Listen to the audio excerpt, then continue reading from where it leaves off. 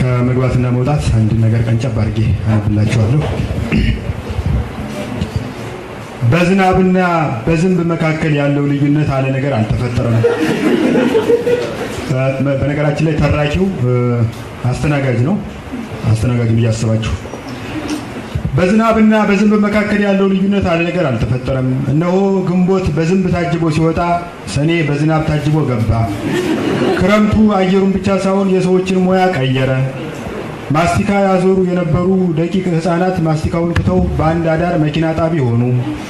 የጉልት ሴቶች ጉልቱን ትተው መንገድ ዳር በቆሎ እየጠበሱ አዲስ አበባን ከመዲናነት ወደ ማርቤትነት አሸጋገሯት። ክረምቱ አየሩንና ሙያውን ብቻ ሳይሆን ቁሳቁሱን ቀየረው። አስፋልቱ ሰው ሰራሽ ወንዝ፣ የአንበሳ አውቶቡሱን የኖህ መርከብ አደረገው። ክረምቱ በር ሆነ፣ መግባትና መውጣቱን ቀጠለ። አገር ውስጥ የነበሩ ሽሮና ትዝታቸውን ይዘው ወጡ። ከአገር ውጭ የነበሩ አይፖድና የአሳማ ጉንፋን ይዘው ገቡ። እኔም ማስተናገዴን ቀጥያለሁ። አቤት ስንት አይነት ተስተናጋጅ አለ! የተቀባችው ፓውደር እጅግ ከመብዛቱ የተነሳ ፓውደር ላይ በግንባሯ የወደቀች የምትመስል ሴትዮ እንደ ስድስተኛ ጣት ከመዳፏ የማይለየውን ሲጃሯን ስባ በጭሱ ተቅሞጥሙጣ ጠራች። አጠገቧ ደርሼ ስቆም ፈገግ በል እንጂ የምን መኮሳተር ነው? ከፍትፍቱ ፊቱ እንዲሉ አበው ፈገግ በልና ትኩስ ቡና አምጣልኝ፣ የቡና ስባቱ መፋጀቱ እንዲሉ አበው ደግሞ አደራህን ስኒው ንጹህ ይሁን፣ ሲያዩት ያላማረ ሲበሉት ያቀራል እንዲሉ አበው በማለት የትእዛዝና የተረት ሩምታ ወረደችብኝ። ሴትዮ ሱስሽ የቡና ነው ወይስ ያበው?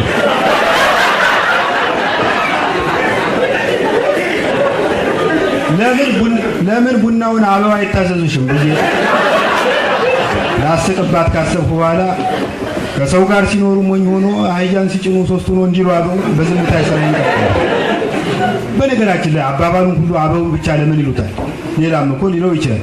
ለምሳሌ ሁለት ያባረረ አንድ አይዝም እንዲሉ ፌዴራል ፖሊሶች፣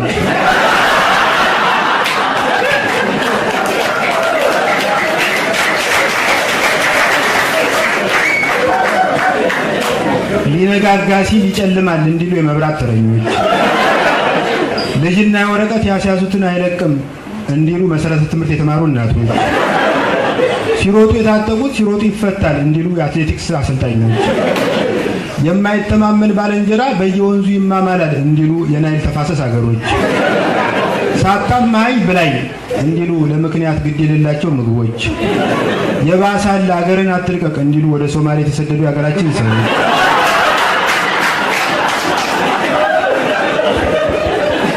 ህልም ተፈርቶ ሳይተኛ አይታደርም እንዲሉ የአልቤርጎ አከራዮች። ለማንኛውም ወደ ካፌው ልመለስ። ከአስተናጋጆች ጋር ሰርጋ የገባችው የ5 ዓመቷ ቆሎ ሻጭ እንቅቧን ትከሻዋ ላይ አድርጋ በኋላ የበኩል ውልብ ስትል ይህ ቆሎ ኤክስፓየር ዴት የለውም እንዴ? ከ5 ዓመት በፊት እናትሽ ይዛው ትዞር ነበር የሚል ጨካኝ ድምፅ ሰማሁና ዞሩ። የቀድሞ የጥራት ደረጃ ተቆጣጣሪ ከአስተናጋጆች መሃል ተቀምጦ ተመለከቱት። መክሊት አጠገቡ ደርሳ ምን ላምጣልህ ብላ ስትጠይቀው ለአዋጅ በሚበቃ ድምፅ በርዶኛል፣ ነጣ ያለ ጋቢ ልታመጭልኝ ትችያለሽ አለና ግራቀኙን ቃኘ። ከስልጣን ከወረደ ወዲህ ማንም ስቆለት አያውቅም። የዛሬውን ያድርገውና ያኔ በባለስልጣንነቱ ዘመን የሚደረግለት አቀባበል መሰል የለውም ነበር። መክሊት አዲስ ተሰናጋጅ ሲገባ ጠረጴዛውን ትወለውለታለች። ባለስልጣኑ ሲመጣ ግን ጠረጴዛውን ትለውጥለታለች። በየምግብ ቤቱ በር ላይ የሚለጠፈው ታሽጓል የሚለው አሳዛኝ ድርሰት ደራሲ ይህ ሰው ነበር። ያኔ በየማለዳው ወደ አንዱ ዳቦ ቤት ብቅ ይልና በቅርብ ያገኘው ሙልሙል እንደ ብይ እያጦዘ የዳቦ አለመጠን አንሷል፣ ህዝቡን ለማስራብ ነው። የዳቦ አለመጠን ተልቋል፣ የሰፊውን ህዝብ ሆድ ለመንፋት ነው፣ መልስልኛ ይልና ባለቤቱ ላይ ይደነፋል። ከዚያም ቀዝቀዝ ባለ ድምፅ ለማንኛውም በዚህ መደዳ ያሉ ዳቦዎች መጠናቸው አጠራጣሪ ስለሆነ በኤግዚቢት መልክ እኛ ቤት ይቆያሉ ይልና በቅርጫት ሞልቶ መኪናው ላይ ያስጭናቸዋል። በማግስቱ ቅርጫቱ ብቻውን ይመለሳል። ይህ ሰውዬ የተባረረበት ምክንያት እንደሚከተለው ነው። በስልጣን ላይ ያለ 2 ጎረምሳ ልጆቹን በስሩ ሾማቸዋል። የመስሪያ ቤቱ ገምጋሚ ኮሚቴ ለምን እንደዚያ እንዳደረገ ሲጠይቀው አንደኛው ልጄ በየምግብ ቤቱ እየዞረ የምግቡን ጣዕምና ጤንነት የሚያረጋግጥ ቀማሽ፣ ሁለተኛው ደግሞ ቀማሹ የተመረዘ ምግብ በልቶ ሲወድቅ አዝሎ ሆስፒታል የሚያደርስ ነው ብሎ መለሰ። በሁለተኛው መስመር በሚገኘው ወንበር ላይ አንድ መነጽራም ወጣት ፀጉሩ እንደነጥላ እየቋጨ ከፊት ለፊቱ ከተቀመጠው ጀርመናዊ ጋር ያወራል። ወጣቱ የተለያዩ አዲስ ሳይንሳዊ የፈጠራ ግኝቶችን ለዓለም ለማበርከት እንዳቀደና እቅዱን ለማሳካት የገንዘብ ድጋፍ እንደሚያስፈልገው ለጀርመኑ እየገለጸለት ነበር። በአጠገቡ ትሪ ይዤ ሳልፍ አያም ብሪሊያንት በት ፑር ኢንቨንተር ሲል ሰማሁት። ስመለስ በሚኖርበት ደሳሳ ጎጆ ውስጥ ያሉትን እቃዎች ሲዘረዝር አገኘሁት። አብጎት ኦንሊ ላቦራቶሪ ስሞል ቤድ እንደ ቼር እያለ ሲናዘዝ ወራባው ቴብል አለው ጀርመኑ። ወል አይ ሃቭ ኤ ፔሪዮዲክ ቴብል ሰር። ሮዝ በተባለ መጽሔት ፓተንት በሚል አምድ ስር የዚህን መነጽራም ወጣት ታሪክ ታትሞ እንዳነበቡት ትዝ አለኝ። ይህ ወጣት መንፈሳዊ መዝሙር ብቻ የሚያጫውት ቴፕ ሪከርደር ከመፈልሰፉም በላይ በጀነሬተሮች ላይ የሚገጠም ድምፅ ማዳፈኛ ወይም ሳይለንሰር ለመፈልሰፍ ተሰናድቷል። አገራችን በሳይንስና ቴክኖሎጂ ገና ወጣኔ ናት። ይህን ለማስረዳት አንድ ምሳሌ ልጥቀስ። ከጥቂት ቀናት በፊት ሬዲዮ ሳዳምጥ በእንግድነት የቀረበ የላውንደሪ ባለቤት በመብራት ኃይል እጥረት ምክንያት በቅርቡ በፀሐይ ቴክኖሎጂ በመታገዝ ስራችን እንቀጥላለን ሲል ተናገረ።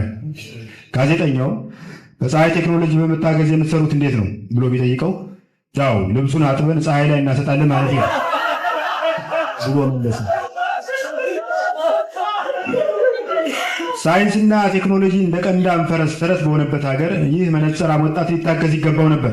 ግን ከወሬ በስተቀር ማንም ሊተባበረው አልፈቀደም። ለምሳሌ አባተ የነገረኝ፣ አባተ ሌላ አስተናጋጅ ነው።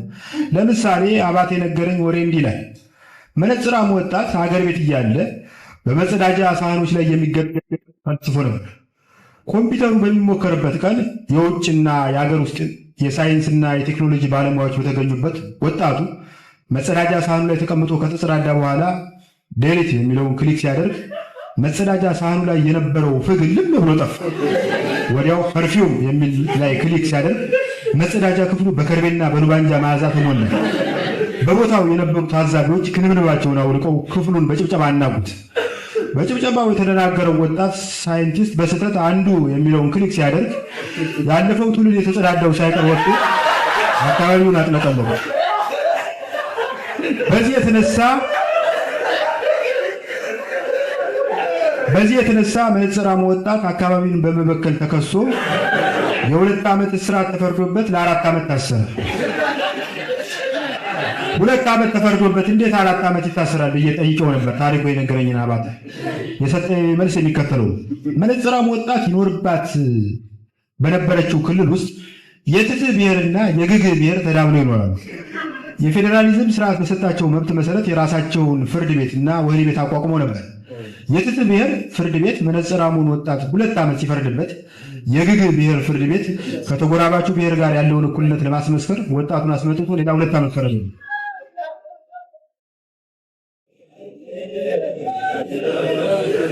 መነጽራሙ ወጣት አንድ ቀን ካፌ ውስጥ ሞተ።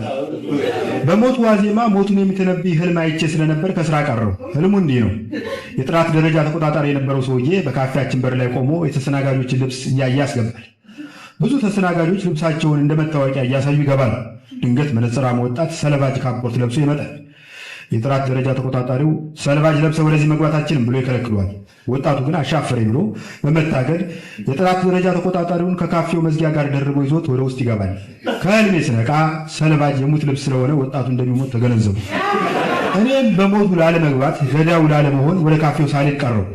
በሁለተኛው ቀን ወደ ካፌው ስመለስ አስተናጋጁ አባተ በነፍስ ገዳይነት ተጠርጥሮ ወደ ፖሊስ ጣቢያ መሄዱን ሰማው። ምን ደረሰበት? ከመርማሪው ፖሊስ ጋር ያደረገውን ምልልስ እንደሚከተለው አቀርባለሁ። አባተ በወረዳ ምንትስ ፖሊስ ጣቢያ ከመርማሪው ፊት ለፊት ቁጭ ብሏል።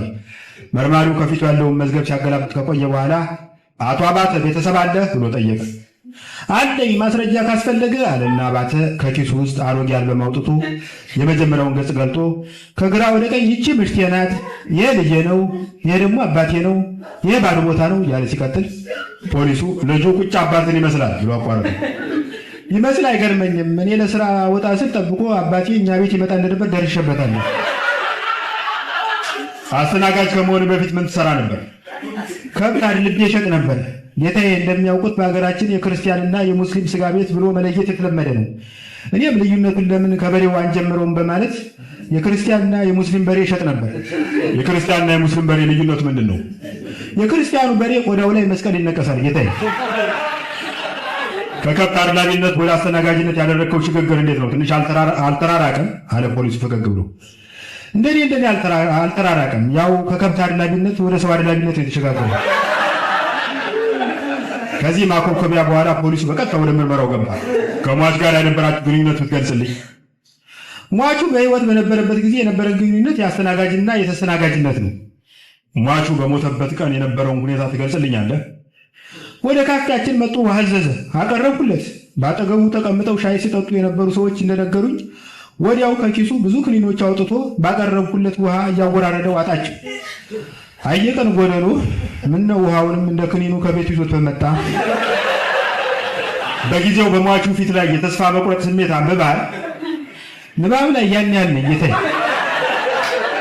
አልገባም። ስትመለከተው ተስፋ ቆርጧል ብለህ ገምተህ ነበር? መቼስ በርገር በሚቀረጠፍበት ኮካኮላ እንደ ውሃ በሚፈስበት ካፌ ውስጥ አንድ ሰው የቧንቧ ውሃ ብቻ ካዘዘ ተስፋ ቢቆርጥም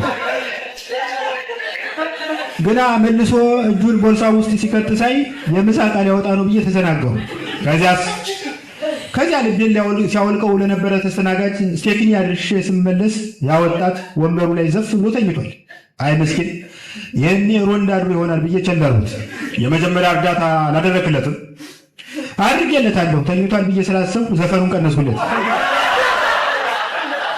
በተጨማሪም አንገቱን ወደ ወንበሩ መደገፊያ አቃናሁት። በእኔ ቤት በስነ ስርዓት ማስተኛቴ ነበር። ለካ እጅሬ በስነ ስርዓት እየሞተ ኖሯል። ሟች ከመሞቱ በፊት የተናገረው ነገር አለ? ሰው ሲኖር መናገሩ መች ይቀራል? አባባል አልገባም። ከመሞቱ በፊት ጥቂት ደቂቃዎች በፊት የተናገረው ነገር አለ ወይ? የለም። ባይሆን ከጎኑ የተቀመጠ ተስተናጋጅ ተናግሯል።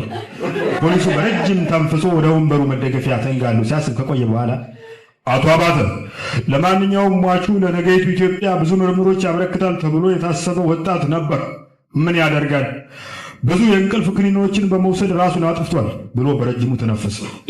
አባተ አንገቱን ደፍቶ ትንሽ ካሰበ በኋላ ከእናንተ ባላውቅም ብሎ ጀመረ።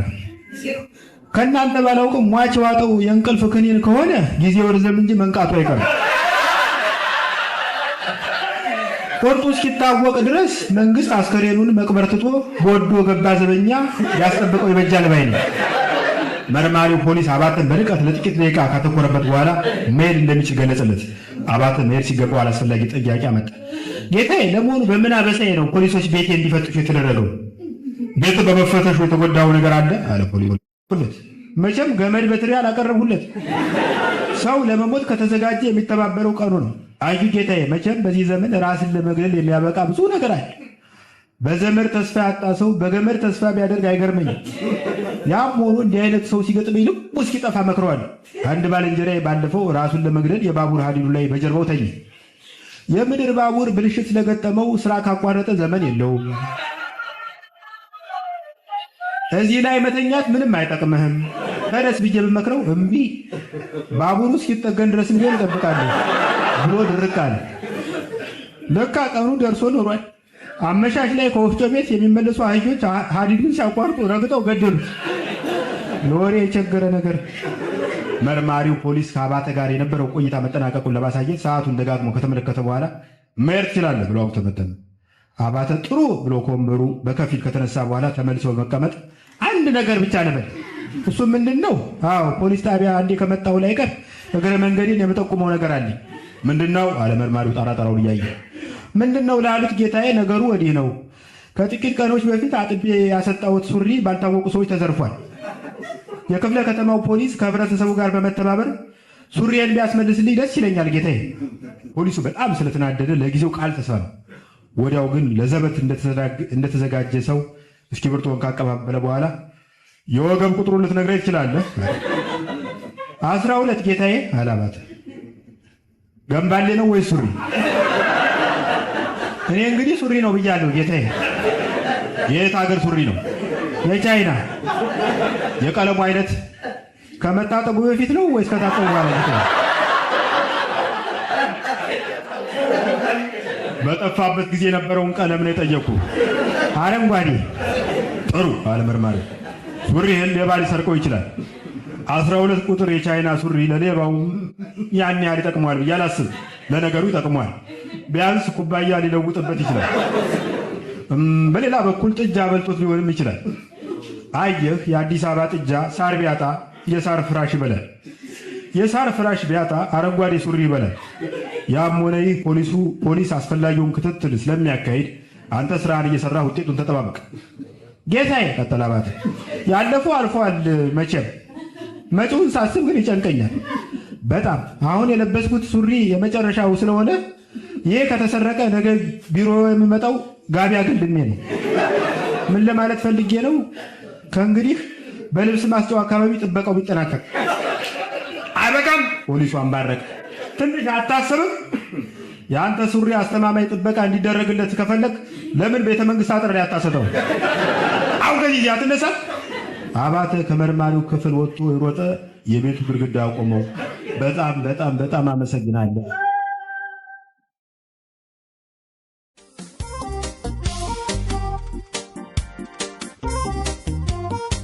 ቢሮክራሲና ስልጣኔ።